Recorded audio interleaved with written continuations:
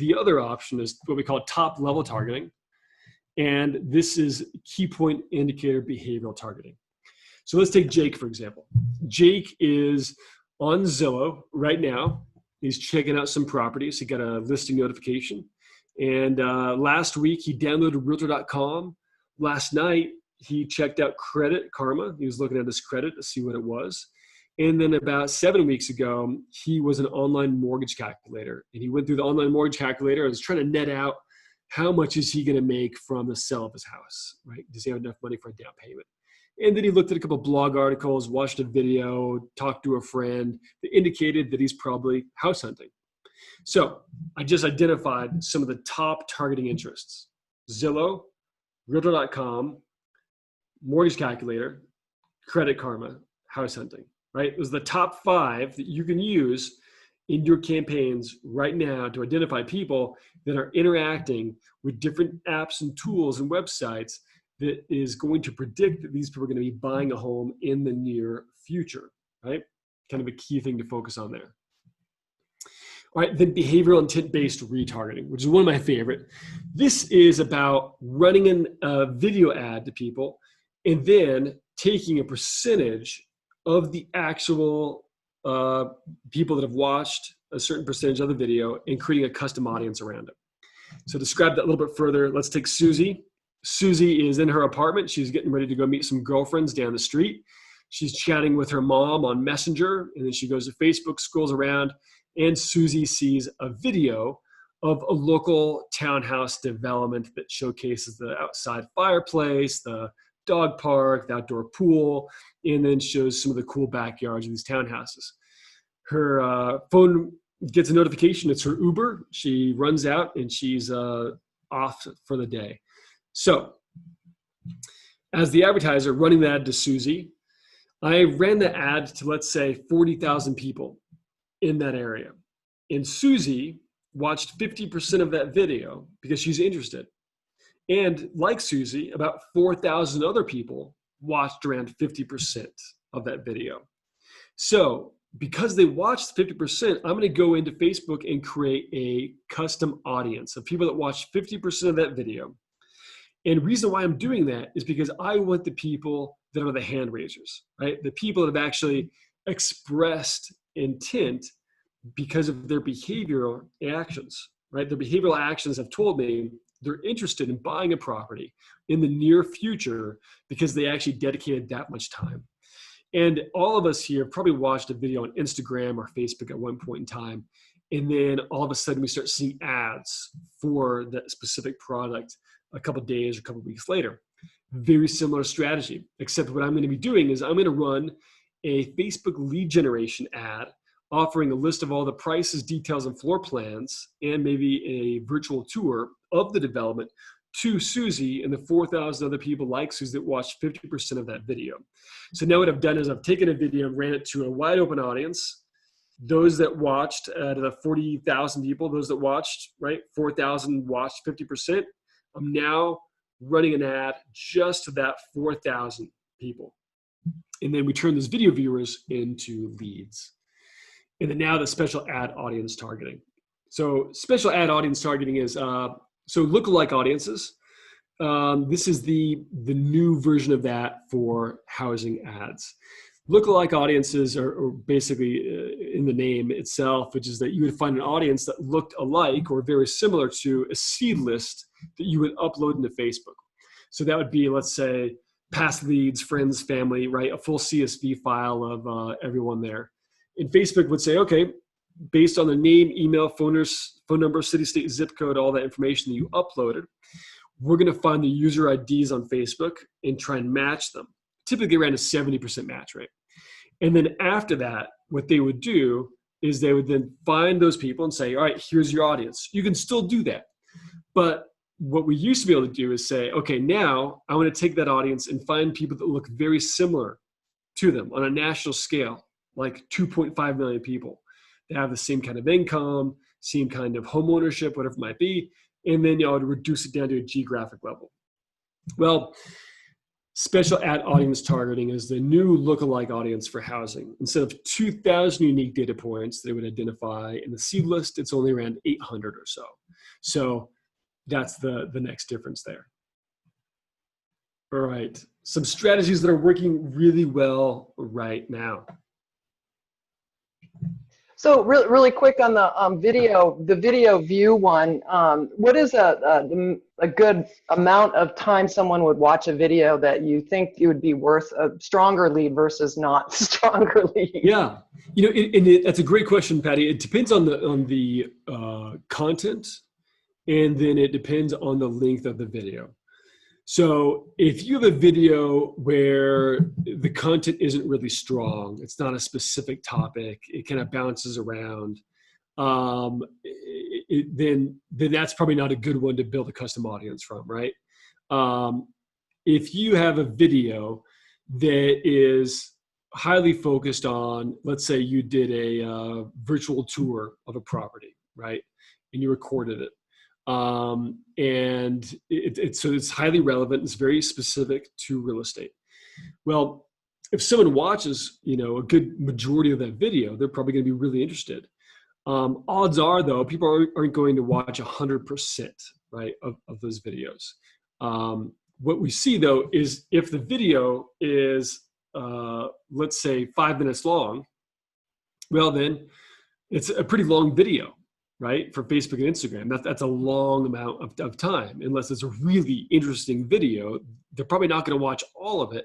They're probably going to watch around 25, maybe 50% of it.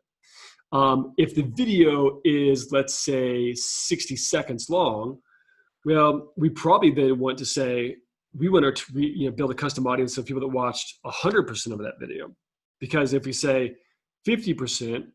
Well, they were 30 seconds in and they said, this isn't for me, and I'm out, right? They've already kind of self-ejected themselves out of that. So you want to find that it's the right time. The longer the video, the shorter the midterm, the length, right? The shorter the video, the longer viewing time that you want to create a custom audience out of.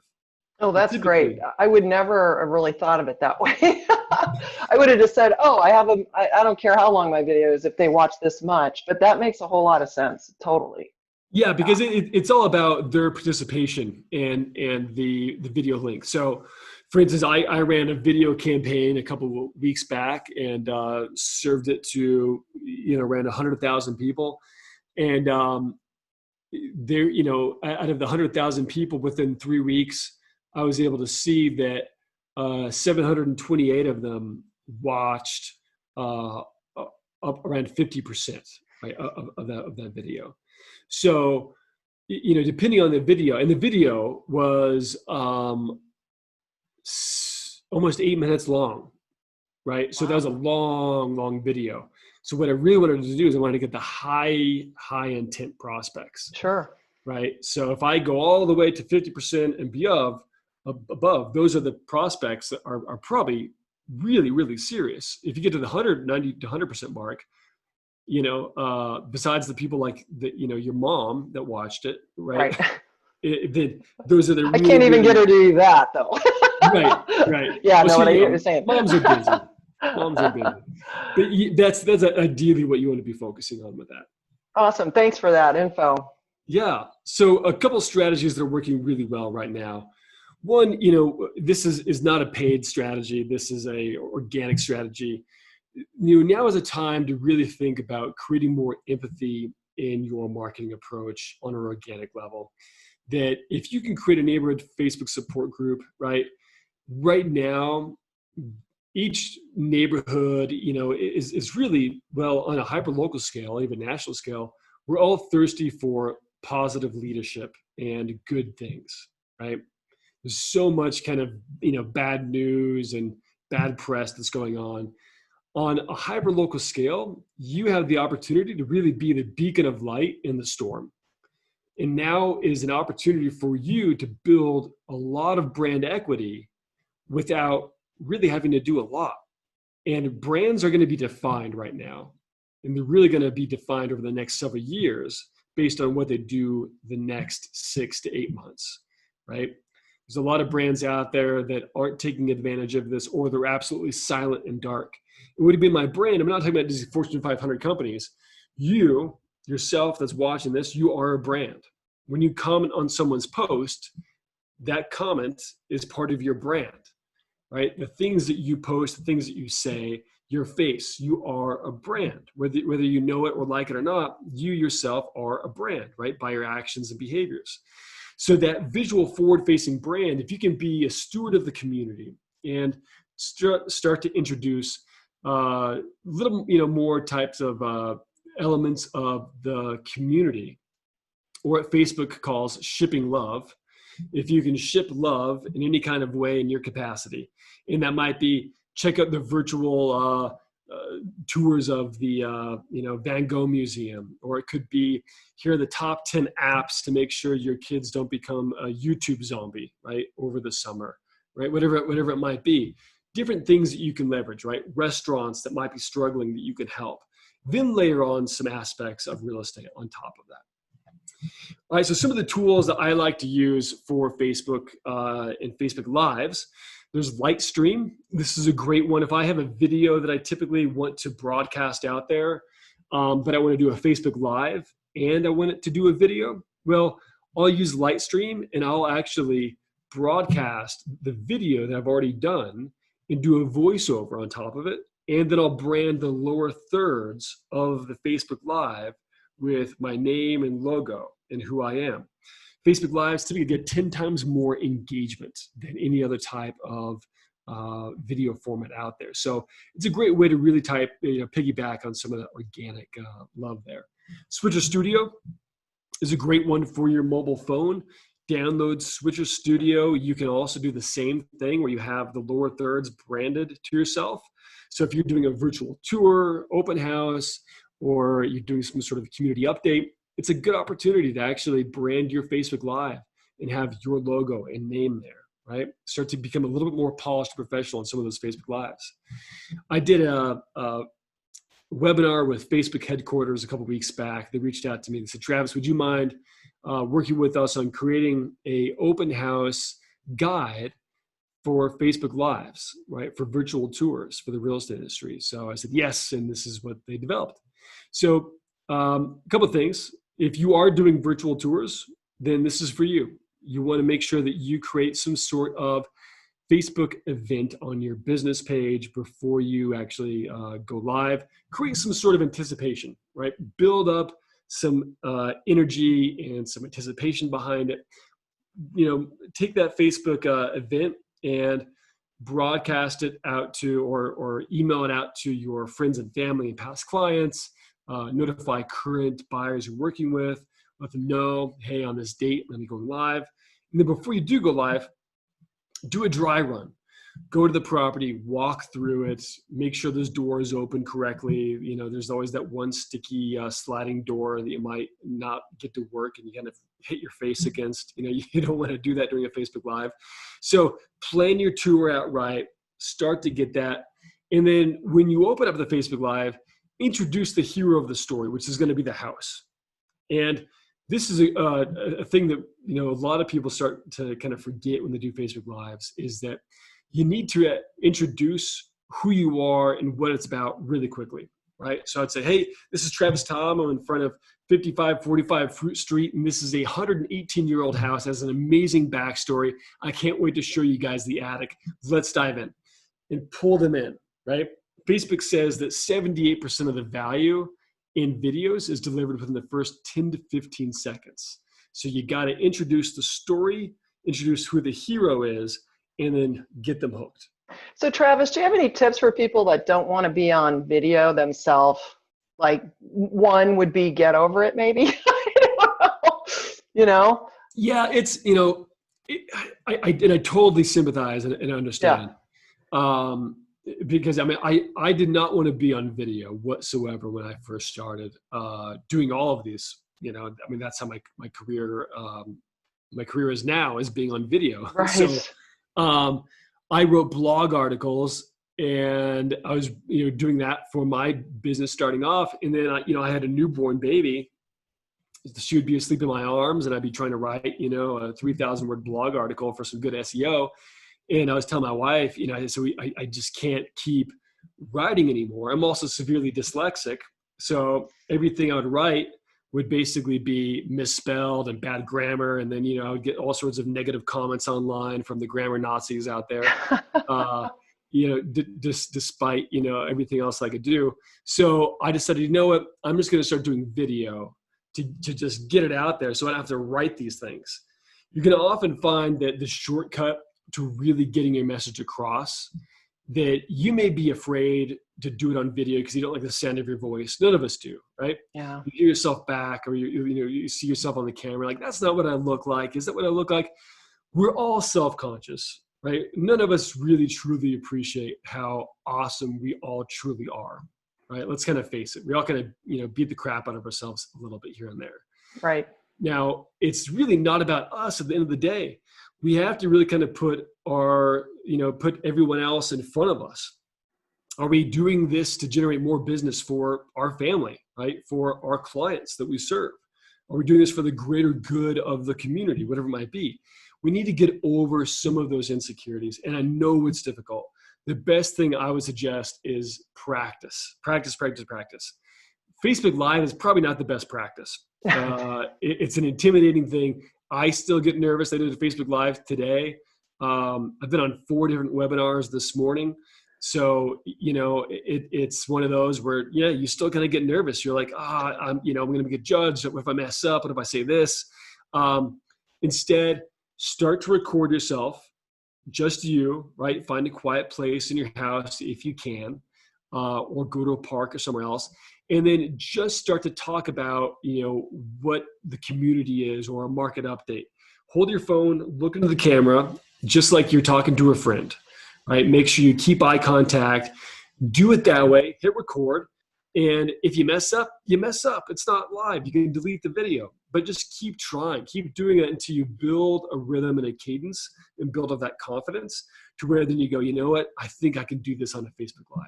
Yeah. Or you know what? That video was just enough, and I'm going to use that video. I don't need to go live.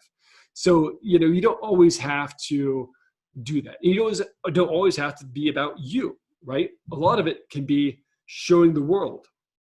That's a big part of Instagram, which is showing what everyone else is experiencing and not really focusing the camera on themselves as well. Right. And if you don't focus on even if you did focus on yourself, that would be, I think we get too overcritical of ourselves. I know I do, and I'm a performer and I still do, but I like the idea of putting voiceover. So if you go out and record, you can always come back in and just put voiceover and on it. If you've got, software that can do that for you. So exactly. That's a whole nother training itself, the software for editing, but yeah, good tips for sure. Thank you. So I'm going to give you guys these 2 slides later.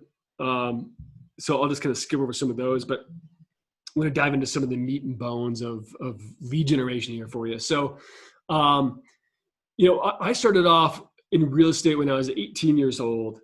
I didn't have a clue what I was doing.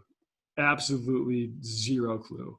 But I had the confidence to believe that I did, and that still didn't work. 3 years of absolute, kind of miserable losses for the first 3 years of my real estate career, until this one fateful day. And it was, I can still remember, it was, I think August 13th, 2003. My parents took me out to lunch, and they gave me a book called Stephen Covey, 7 Highly Effective Habits, right? Amazing book. And this one statement in the book really kind of changed the whole way I thought about marketing and the way that I do marketing now, which is that you have to make an emotional deposit with someone before you can make a withdrawal, right? You have to make an emotional deposit with someone before you can make a withdrawal. Otherwise, it's going to end up in a negative balance. So just like any kind of marketing, it's about reciprocity, right? And if you look at Costco, right, and this is, pre-COVID, Costco, they've got the free samples, right? Free samples of those little, hot dogs or whatever it is. That's reciprocity, right? That's part of the art of persuasion and influence, which is offering an item of value to someone. And in return, they feel slightly indebted. They don't want to have that in debt, but it's also a gift. And so then they work with you, or they buy the product, right? They take that next initiative. no one wants that kind of primitive internal feeling of being indebted to someone else. And not necessarily in a negative way, but reciprocity is built around the principle of offering value, giving a gift. And if it's hyper relevant to someone, then it creates an instant kind of bond and connection and identifies that you are a problem solver by giving them an educational piece of content that can help solve whatever their current need or future needs are going to be. So a lot of that is going to be property centric when it comes to marketing for real estate.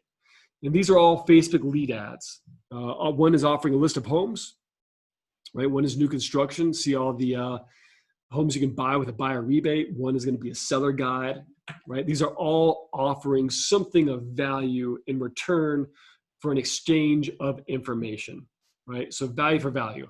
I'll give you this list of X if you give me your name, email, and phone number and answer a simple question, right? The exchange. So a Facebook lead ad, it's one of my favorite tools inside of Facebook because it's pretty savvy. You have to build a landing page. I used to build landing pages. I love them. A fan of conversion optimization, the psychology of people online and what gets them to actually convert. But it can also be time consuming, right? To actually build a landing page, a really good one, might invest $3,000 or $4,000 at the end of the day to get a really good landing page.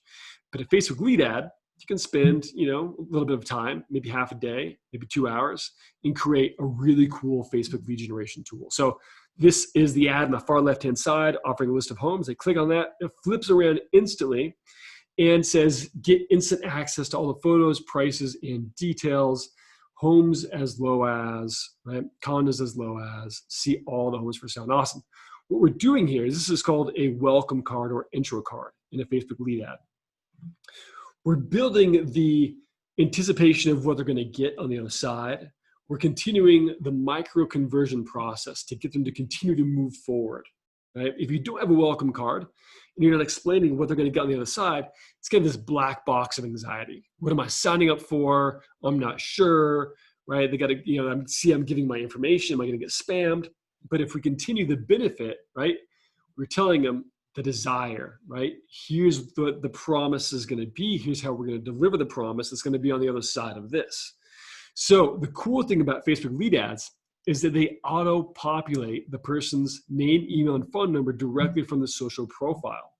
So it makes it super quick for lead generation. And then you can ask custom questions like, do you own a home? Yes or no?